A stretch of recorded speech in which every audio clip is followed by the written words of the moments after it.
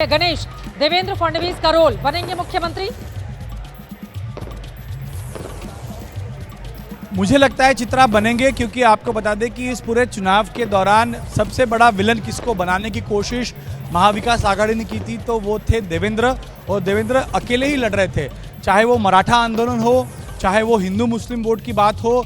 जो जहां जहां देवेंद्र को घेरने को मिलता था वहां घेरने की कोशिश की गई। गृह मंत्री के नाते बदलापुर से तमाम जो घटनाएं हुई उसमें हर बार देवेंद्र को घेरने की कोशिश की गई थी, लेकिन वो डटे रहे और ऐसी तरह डटे रहे कि अब सरकार बनाने आए। जैसे मैं पहले ही बता रहा था कि एक उनका बयान था कि मैं पुनः ये मतलब मैं वापस आऊंगा, उसको लेकर पिछले 5 साल तक लगातार विरोधी पार्टियों की तरफ से टिप्पणी की गई, लेकिन आज उनके पास मौका है कि वो दम और पूरे जोर से ये कह सकेंगे मैं वापस आया हूं और डंके की चोट पे आया हूं। तो देवेंद्र फडणवीस ने ये तमाम विरोध, तमाम टिप्पणियां, तमाम जो एक तरह से रणनीति उनके खिलाफ थी उन पर मात करते हुए आज ये अब हम कह सकते हैं एक सक्सेस पार्टी को दिया है और इसीलिए वो होंगे ऐसा लगातार लग रहा है। और अब जिस तरह के आंकड़े आ रहे हैं, जैसे दिबांग कह रहे थे कि उन्हें ज़्यादा लोगों की ज़रूरत नहीं है, 20 का नंबर अलग है। और हमने देखा है चाहे वो गोवा हो, गोवा में जब ये प्रभारी थे तो गोवा में पूरी कांग्रेस चुनाव जीतने के बाद ये गोवा में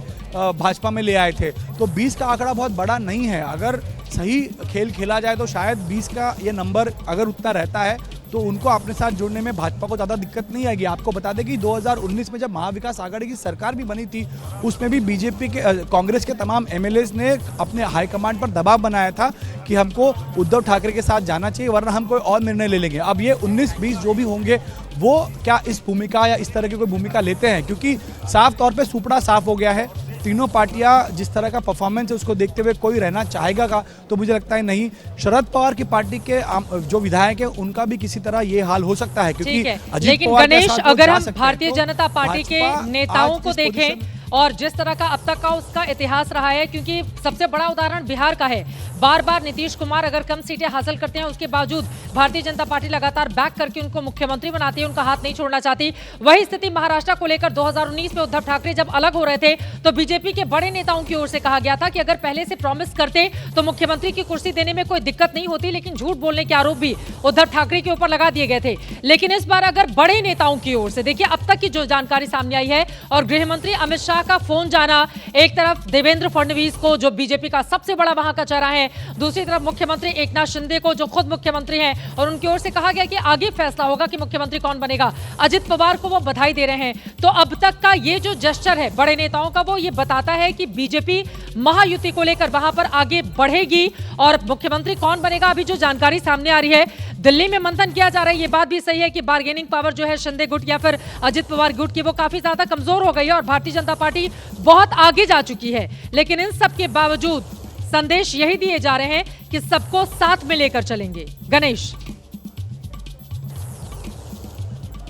जी बिल्कुल, देखिए साथ में लेकर चलना ही होगा, लेकिन एक बात आपको ये भी ध्यान में रखनी होगी, जब ये कैंपेन हो रहा था तो अमित शाह ने ये अपने कार्यकर्ताओं से कहा था कि 24 में हम साथ रहेंगे लेकिन 29 में हम अपने बल पर सरकार बनाएंगे। तो ये पहला कदम है 29 की तरफ, मैं ऐसा मानता हूँ। और इनके पास भी कोई विकल्प नहीं है। मैं तमाम ये कार्यकर्ता उनसे पूछता हूँ आपको क्या लगता है किसका कौन मुख्यमंत्री होगा? आप तो भाजपा वाले देवेंद्र फडणवीस बलिदान करेंगे ना, बिहार में क्या यहाँ भी कर सकते हैं? शिंदे के नेतृत्व में चुनाव लड़े हैं आप? नहीं, कुछ भी हो, हम देवेंद्र फडणवीस के नेतृत्व में हम चुनाव यहाँ लड़े हैं और देवेंद्र शिंदे ठीक है, आप वो अपनी जगह है, लेकिन हमारा मुख्यमंत्री देवेंद्र फडणवीस। आपको भी लगता है क्योंकि शिंदे के नेतृत्व में लड़े ना, शिंदे लोकप्रिय नेता बने, उन्होंने पार्टी चलाई और सीएम के नेतृत्व में लाड़की बहन सब आपने लाया, तो शिंदे क्यों नहीं? आपको बलिदान करने की आदत है, बिहार में क्या ऐसा जगह पे बलिदान, महाराष्ट्र में बलिदान नहीं हम देंगे, हम 100 सीटों से हम आगे हैं, तो जो आगे है उसका ही मुख्यमंत्री होगा। देखिए क्या ये क्यूमुलेटिव एफर्ट है, ये ठीक है, भले उनके नेतृत्व में हुआ है पर हमारी सबसे ज्यादा सीट है ये और हम देवेंद्र जी को ही देखना चाहते हैं मुख्यमंत्री। हमारी जो सीट अभी 126 के आगे चल रही है तो हम लोग तो देवेंद्र फडणवीस।